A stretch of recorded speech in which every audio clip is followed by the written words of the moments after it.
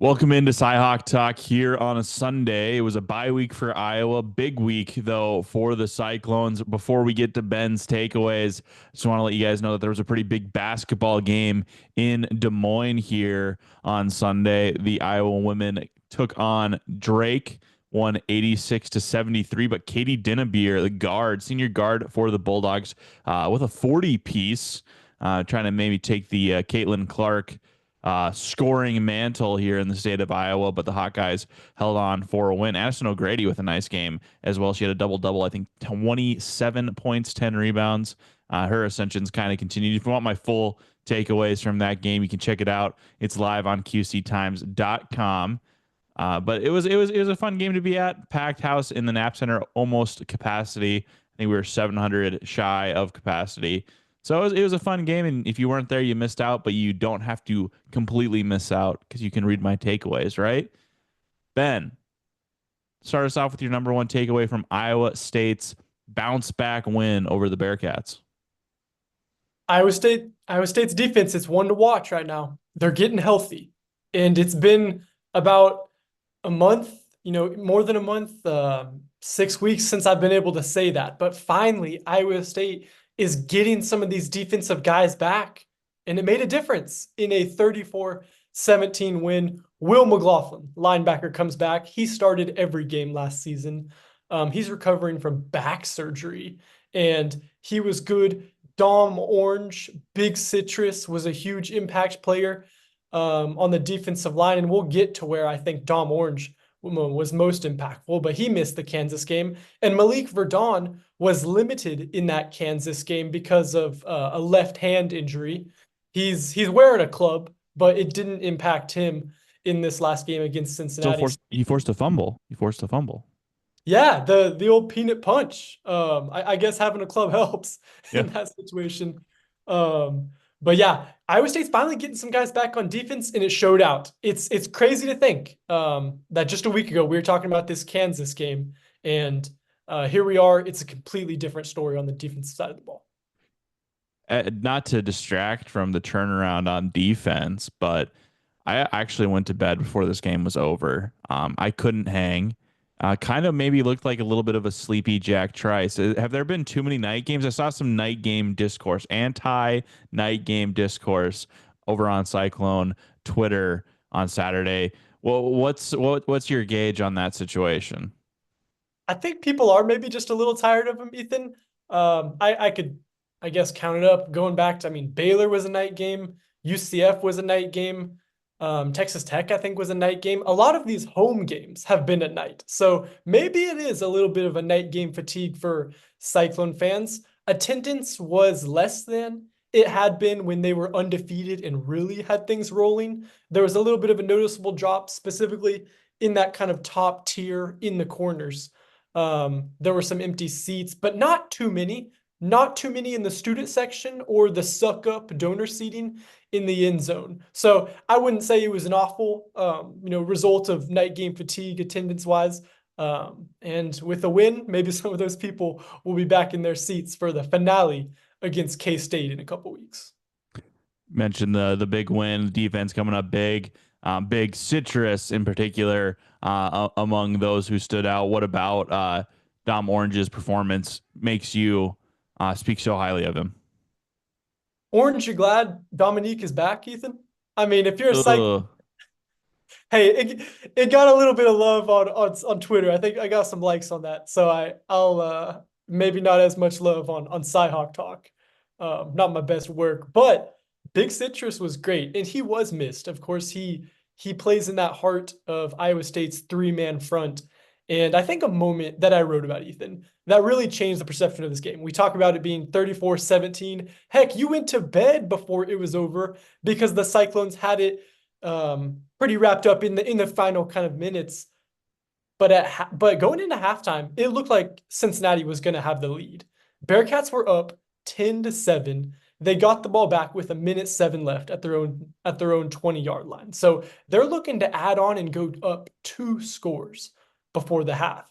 And on the first play with 1:07 left, Cincinnati tries a screen pass, and Dom Orange blows it up for a -7 yard loss. And that changed everything. In that moment, Matt Campbell said he saw that play and thought, heck, I'm not going to go into halftime with these 3 timeouts. So he used the first timeout, and Dom Orange makes 2 more stops on that same drive, tackling Brennan Sorsby, the Cincinnati quarterback who had just killed Iowa State with his legs all game. So Orange gets 3 consecutive stops on that drive, gets the ball back to his offense after an 18-yard punt.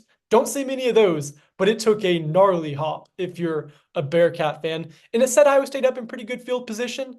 Rocco Becht managed the clock, spiked it, got guys throwing, catching the ball out of bounds. So he used the end of the game in the clock well there to kick a game-tying field goal off the leg of Kyle Conradi. And I thought that changed everything. It made it 10-10 going into halftime. Iowa State has the ball coming out of the break, something to smile about. And of course, after that, it was all Cyclones. Big Citrus making his presence known on Saturday. Little Citrus, my cat Spot, making his presence known on the other side of the door to my office. So, Ben, how about you get us to your final takeaway from this game so I can quell this beast as quickly as possible? Where do we want to go? I think I'm going to go with, I don't, did you see Rocco Becht's tipped? He The, caught the the touchdown snap. run? Yeah. Yeah, that was. I think that was maybe the last play I saw. Actually, I think I was like, oh well, they're gonna win. I'm going to bed. And that's exactly right. That's the play where you could now say, all right, I'm going to go to bed. Because I wrote for a second there, Iowa State's playoff hopes, Big 12 championship hopes, heck, just to stop a 2-game winning streak hopes were sailing above Rocco Becht's head. But he's able to knock down a high snap, and not only knock it down, but he brings it into his body and gets right upfield for a touchdown run that put Iowa State up 2 scores, and it saved disaster. Rocco Becht, I asked Matt Campbell after the game, and Matt Campbell said he handles chaos as good as anybody he's ever been around, and said another guy who did that pretty well was Brock Purdy. It's high praise.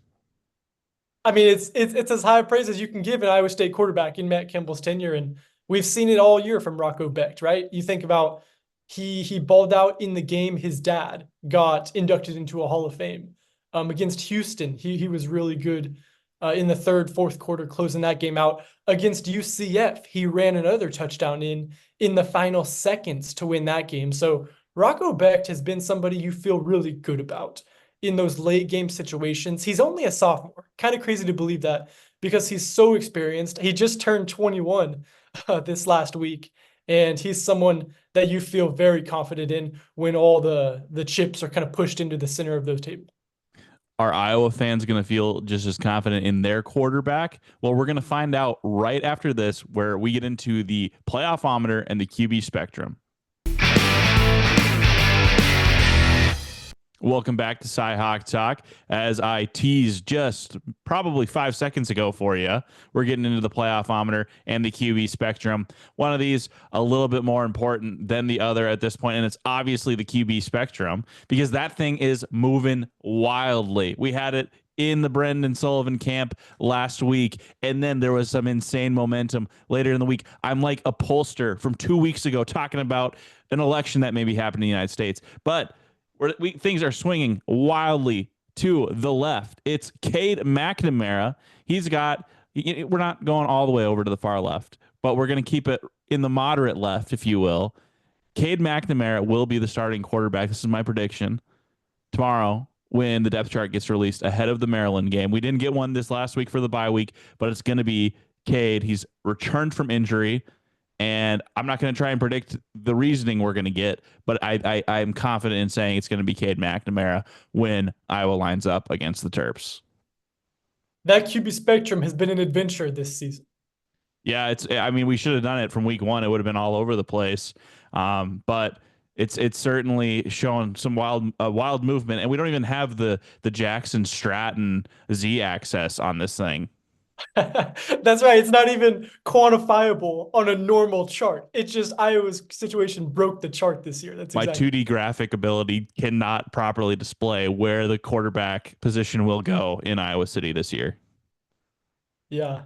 We're not quite to the point of talking about quarterback graphics. I think Iowa State's QB spectrum has been pretty steady this season.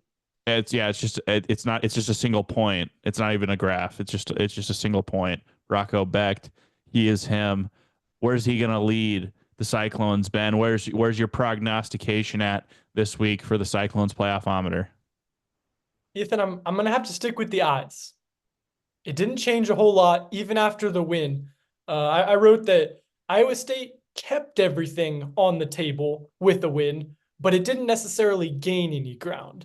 Colorado and BYU are still the two teams ahead of the Cyclones, and both of those teams are now at 6-1. BYU did lose last week, maybe a little bit of karma coming in from what I thought was a crazy holy war game. So BYU finally did lose, but Iowa State again needs help. They need one of those two teams to lose at least one more, and also Arizona State, which is tied with Iowa State at 5-2, is now in the mix. So everything's still on the table for the Cyclones, but they need help. They need the eyes. They need to watch and hope that they get some of that help. That'll do it for CyHawk Talk here on the Sunday Rewind edition. Be sure to tune in on Wednesday. We'll get into the top storylines for both the Cyclones and Hawkeyes. Thanks for watching.